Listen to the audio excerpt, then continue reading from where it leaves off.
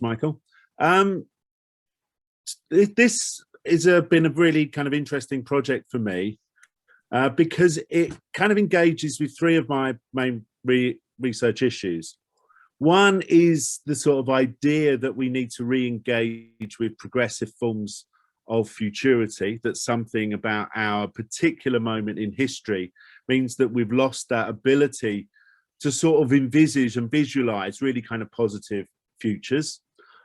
The use of 3D scanning to develop time-based narratives around architectures and objects, and using them more or less to simply record them as always in a kind of quantitative way, but use them as part of a sort of system of telling stories. And then my other interest is about using complex geometries through various kind of either developing them from scratch or using kind of existing forms as a way of pulling from them these kind of geometries that might then suggest architectural or spatial ideas.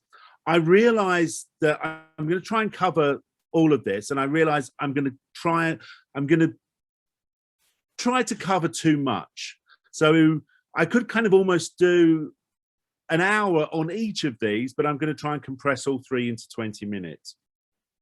Now, I think the kind of post-war period that covers the Festival Britain and the origin of turning forms presents a really interesting kind of dilemma for a kind of historical analysis, because it's a period that is marked by kind of great fears, great promises and great anxieties. So the kind of our concept of futurity are bound up in these sorts of technologies of the atomic age, the space age, and the age of robots.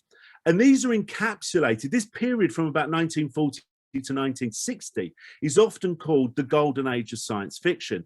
And these are the kind of three kind of most significant authors and influential authors that dominate this period: Robert Heinlein, Isaac Asimov, and Arthur C. Clarke. And so many of our concepts of what a future would look like come from the writings or the influences of these three authors. And the themes that are attendant with these kinds of authors are also very much still with us. With Heinlein, we have a much more kind of militaristic idea of a future society. With Asimov, it's much more kind of technocratic. And, you know, one of the interesting things about Asimov is that he invents these three laws of robotics that people actually think are genuine, are true, but they're just kind of works of his fiction. And then I think with the work of someone like Arthur C. Clarke, you see a much more kind of humanistic, a much more kind of a view of the future where the condition of humanity is much more centered. One of the interesting things about the kind of version of the Sentinel that I'm showing here is that the cover illustration is done by an amazing architect called Levius Woods. And this is one of his kind of, you know, kind of quite fantastical architectures. Now, the Festival of Britain embodies many of these themes and ideas. Obviously, there were a whole series of kind of reasons why the Festival of Britain was launched. It was 100 years from after the great exhibition of the Crystal Palace exhibition. It marked the rise of the welfare state and the new Labour government.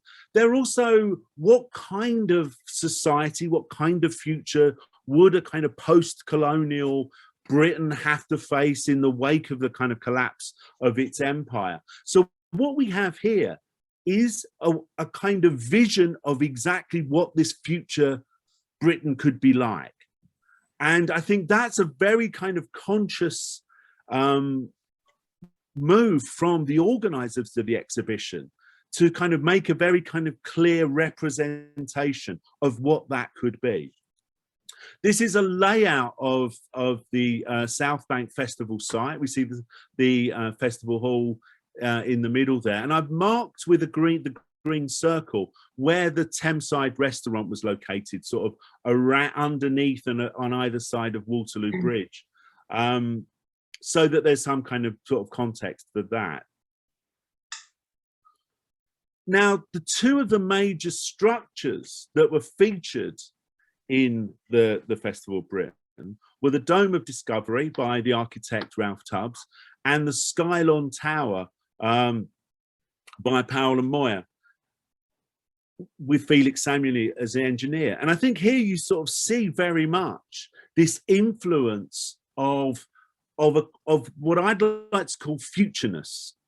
Now, that's an adaptation of a term by the cultural theorist, a philosopher, Frederick Jameson, who in his essay, The Postmodernism, the Cultural Logic of Late Capitalism, talks about the way in which history has been eclipsed by this concept of pastness.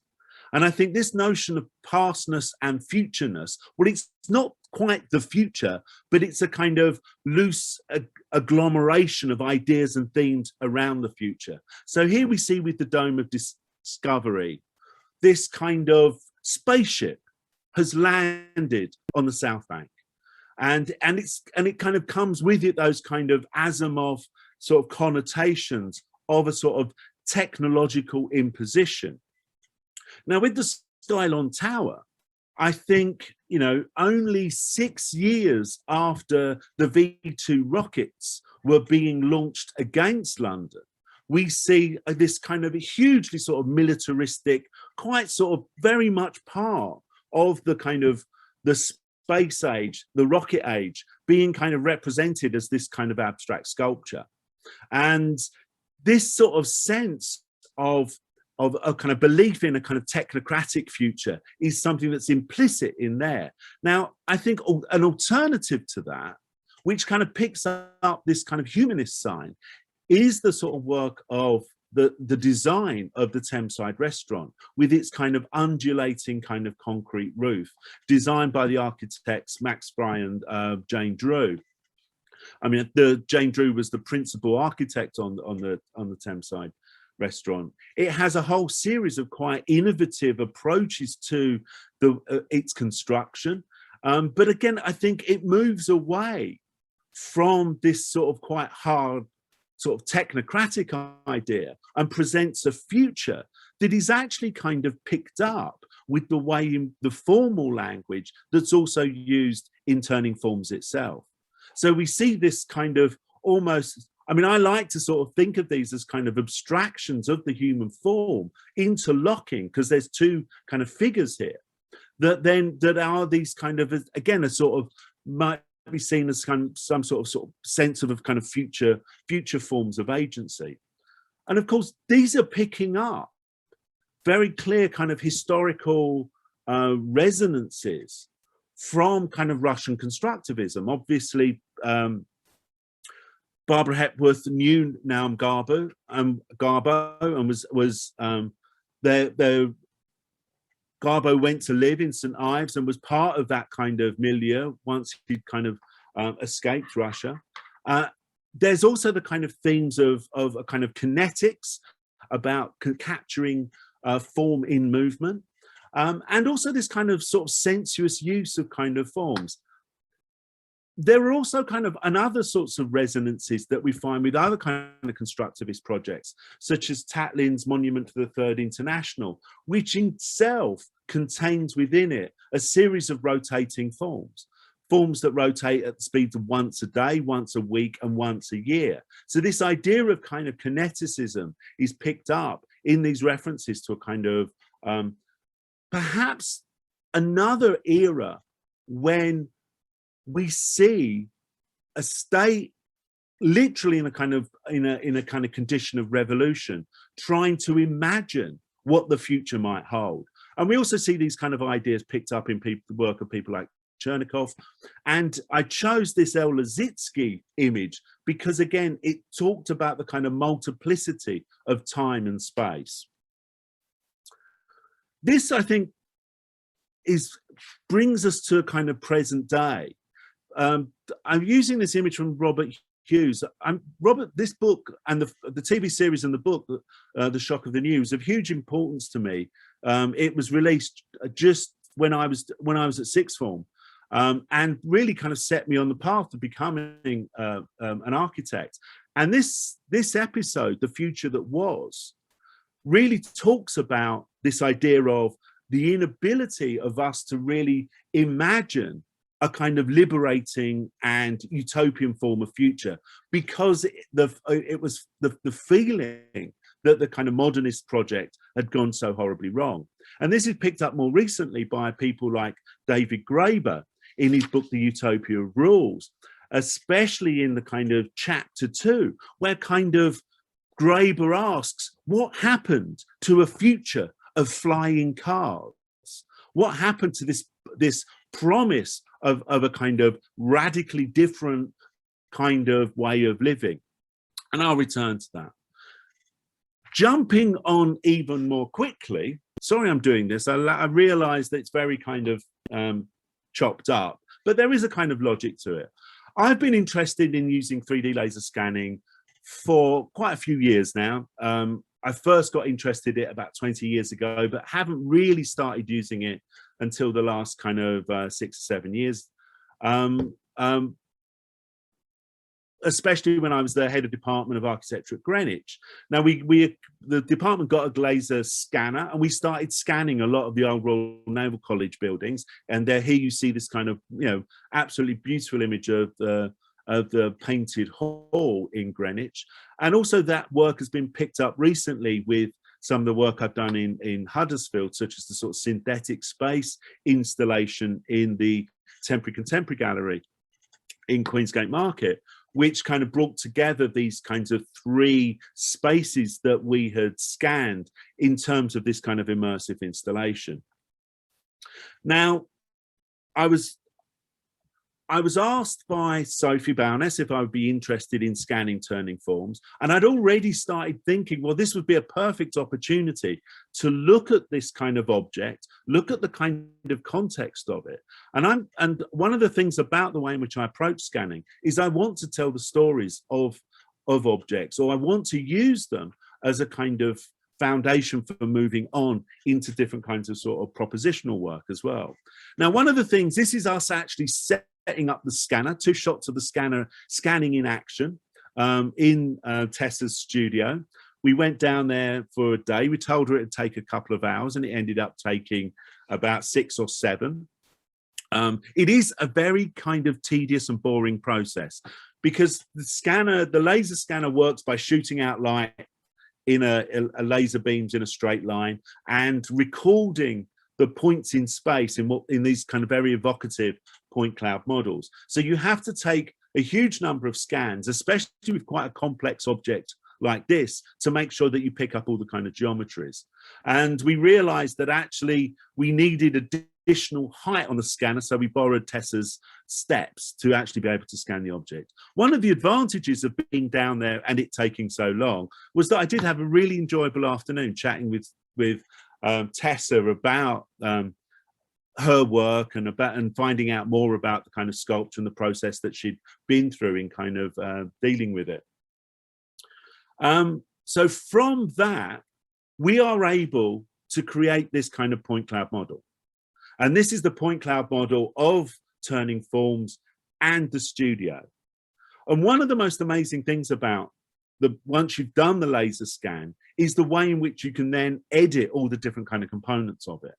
But also, unlike kind of traditional working with cameras or working with film, is that you're not point of view dependent, so that you can move the point of view. So I'll illustrate that by showing these 2 axonometric views of Tessa's studio.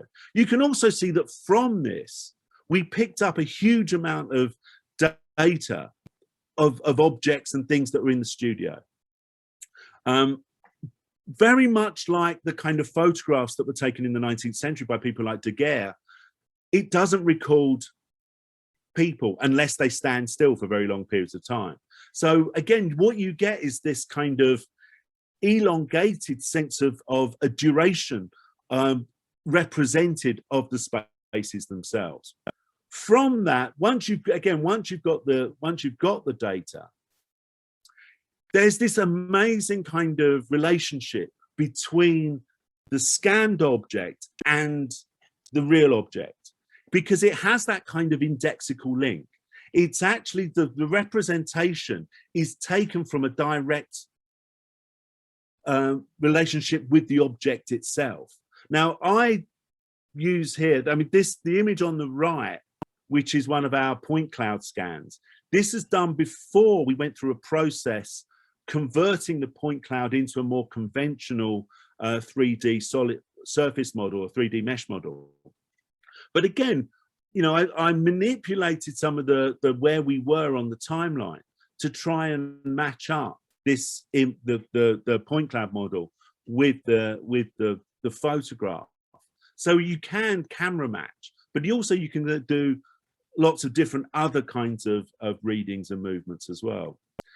These are stills from the animation where, again, this is from a mesh model where we kind of rendered it as a kind of as a solid surface. And again, when we rendered out the animation to be used in the film, it was very much using a kind of static camera view. We could have moved the camera, we could have done a whole series of things with the camera. But again, what Sophie wanted from the animation was for it to show the sculpture rotating at its kind of speed of 1 revolution for every 2 minutes. But there's also one of the things, again, there's been other issues that we've had. Once we've got this footage, we can kind of look at other opportunities. And when I was doing my initial research into turning forms, and I found this drawing called Turning Form from 1957, and this idea of almost suggesting kind of series of durational kind of cuts of it, so that sort of sense of movement is kind of picked up in the drawing, and how we might use things like kind of offset and video echo as a way of kind of capturing that. But also I wanted to try and do something that brought back in these kinds of sort of its kind of constructivist roots, and also as part of a kind of analysis of trying to pick up some of the kind of geometries that are almost hidden within the object itself. And this drawing, which tries to kind of look at those sorts of opportunities. So there's a mix of kind of orthographic representations, but also these kinds of offset time representations. And we've also pulled the kind of sculpture apart. Now, whether this is something we kind of pursue, I'm not sure. But again, I wanted to sort of just show this as the sort of opportunities that are open once the sort of data has been acquired. One of the things I would say that even though the model itself is very kind of detailed, looking at it, it is something that we could have probably produced by kind of more conventional means, just doing a sort of 3D model from photographs of it. But I think there is something really evocative about the way in which the data is kind of collected.